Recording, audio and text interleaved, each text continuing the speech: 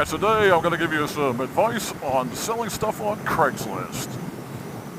Specifically selling my bike, but, maybe it applies to other things as well.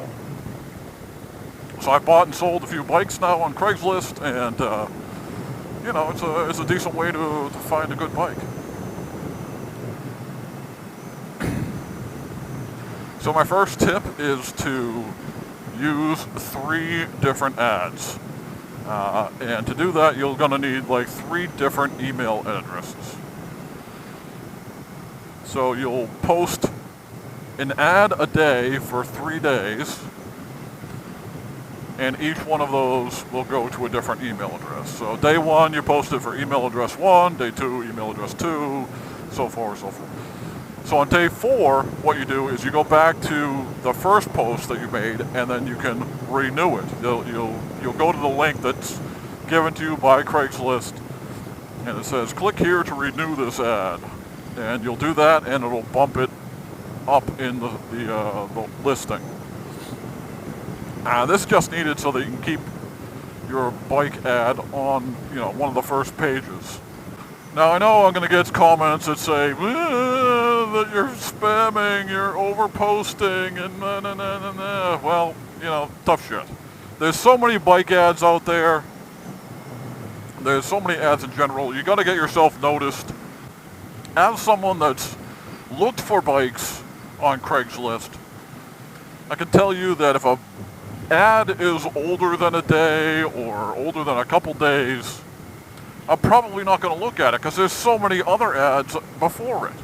You'd really have to go digging for a specific bike in order to find some of these ads. So, in my opinion, it helps to have your ad reposted at least once a day. Next, posting times. Posting your ad at specific times of day will in fact help your ad to be seen. So just think, if you have ever looked on Craigslist to buy a motorcycle or just browse motorcycles, what time of day are you looking at it? For most people, it's going to be around, maybe first thing in the morning when they get into work. They're checking emails and, oh yeah, let's just browse shit on the internet. Or when they have their first break. Some people will have take a coffee break around 10 o'clock. That's a good time to post or bump an ad. Another good time is around lunchtime, because that's, people are going to eat their lunch and then maybe go back to their desk and or eat their lunch at their desk and check out the internet for a little while. And hey, let's look at Craigslist for a new bike. And so that's a pretty good time then to post or bump an ad. It's right around lunchtime. The other good time is at the end of the day, end of the work day.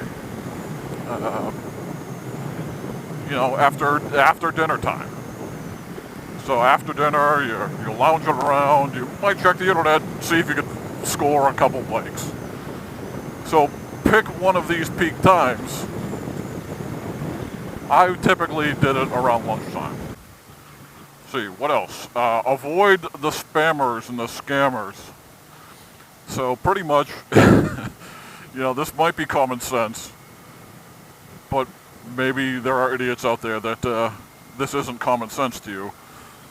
But if someone is from out of state and they're asking about your bike, immediately that should set off a red flag. That, the chances of this guy being legit is almost 0%. It does happen. I suppose if you live closer to borders of states, then maybe you might get the outsider, but chances are pretty low. If anybody offers you PayPal, offers to pay via PayPal, immediately run, because there are scams, and you will get scammed out of your bike and money by accepting PayPal transactions. No can do. If anybody tells you to contact them on an alternate email address, Craigslist has this little mailing system where they mask your email address, and they post it through a relay. So if somebody contacts you asking about your bike and says, just contact me at blah blah blah email address, number one, there's no reason for that. There's absolutely no reason to contact you outside of the Craigslist mailing system. And chances are almost definitely that they are just looking for an email address of a live person so that they can add to a spamming list. Now look at the pricing out there. Look at Kelly Blue Book, kbb.org or .com. Look at NADA guides, NADA guides. They have listings for motorcycles, motorcycle pricing. Hey, what's up, Squid?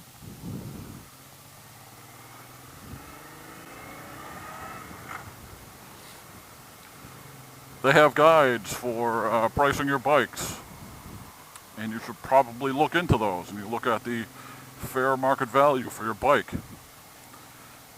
Take a look online, take a look at Bike Trader, take a look at Craigslist, see what other people are selling similar bikes to yours as, and price it accordingly. You need to set in your head what the minimum price you're going to take for your bike will be, because you will get lowballers. That's just a fact of life there on the internet, is that people will try to get things for the lowest price imaginable. And people will negotiate the price. If you set something as a firm price, expect people to still try to negotiate with you, because that's just the way of the world.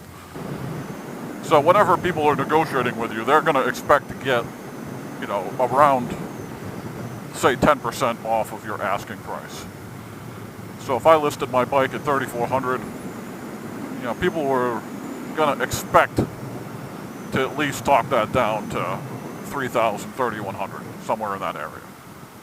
If you're not comfortable with people negotiating your price, you can try to set it as a firm price, list it as a firm price, but I would, I would highly recommend against that, because whenever, as a buyer, whenever I see somebody that lists something as a firm price, unless they have something I really wanted, there's no way in hell I'm even going to even talk to these people. I'm not even going to talk to you if you list something as a firm price, because that just means you're an unreasonable ass. So don't be firm, be flexible. In all walks of life, you should be flexible. Have some flexibility, motherfuckers. Also, you need to make sure that you are available. When you're selling your bike, or when you're selling anything, you need to be flexible. You need to, once again, you got to be flexible. You got to be able to meet someone else's schedule. Don't limit your hours of availability. Otherwise, you're going to potentially lose out on a sale. Like I had one guy. I've been cruising on Craigslist looking for a sport bike, and one guy. I asked him if he could meet up on Saturday to go take a look at his bike. And he's like, I can maybe around 3 o'clock. Just give me a call tomorrow and we'll figure it out. And so I called him around 1 o'clock and said, hey, can we, meet up and see that bike? He's like, oh, well, I was just kind of heading out. And, like it was going to be a major burden for him to show me the thing that he's going to be selling, which was a major fucking turnoff. He's like, oh, maybe we can see if we can do something tomorrow. Like, fuck this guy. Immediately I'm thinking, fuck this guy. There's other bikes out there. I don't need his. I mean, he had a great looking bike, so I don't know. He was just a fucking cocksucker, so fuck that guy. I'll give my money to anybody else but him. So there you go. I have multiple email addresses. Post at the right time of day. Avoid spammers and scammers. Be flexible. Set the right price. Anyway, hopefully that's helpful to somebody. If you have any questions, leave them in the comments below. In case you're wondering, I did just buy a new sports bike, so if you are following me on YouTube, look forward to those videos coming in the near future. But until next time, see ya!